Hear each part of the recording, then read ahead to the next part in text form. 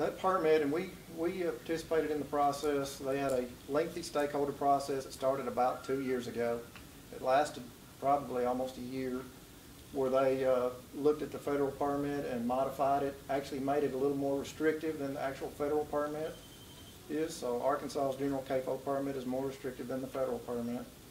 And they went through a lengthy stakeholder process, and they also, when they finished that process, they issued that permit for public hearing and comment.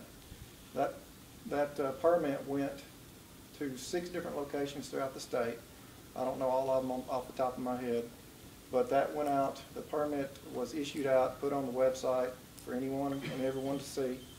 That was probably either a 30 or 60-day comment period, where the environmental community, as well as the agriculture community and anybody else, had an opportunity to look at that general permitting program.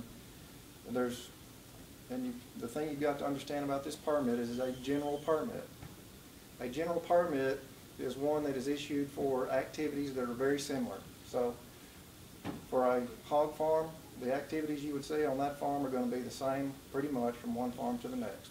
They're going to be operated the same as far as manure storage, how you land apply that, how you run the farm, how you maintain things.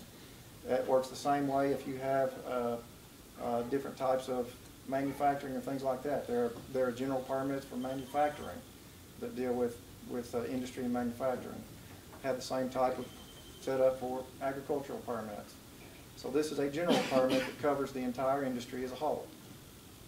So this permit was released, went through the public hearing and comment process, and that was over a year ago. I think the permit's been in effect about a year now.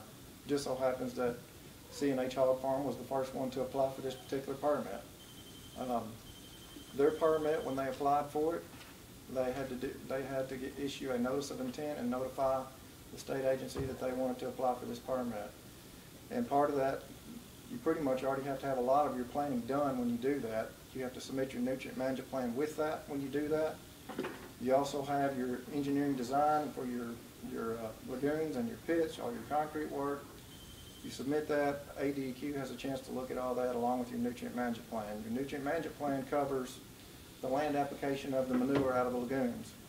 And Arkansas, most people don't know this, but Arkansas has some of the most restrictive nutrient management plan rules and regs in the country.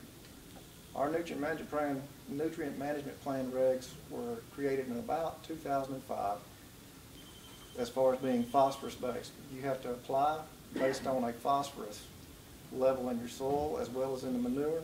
You have to do soil tests before you can apply.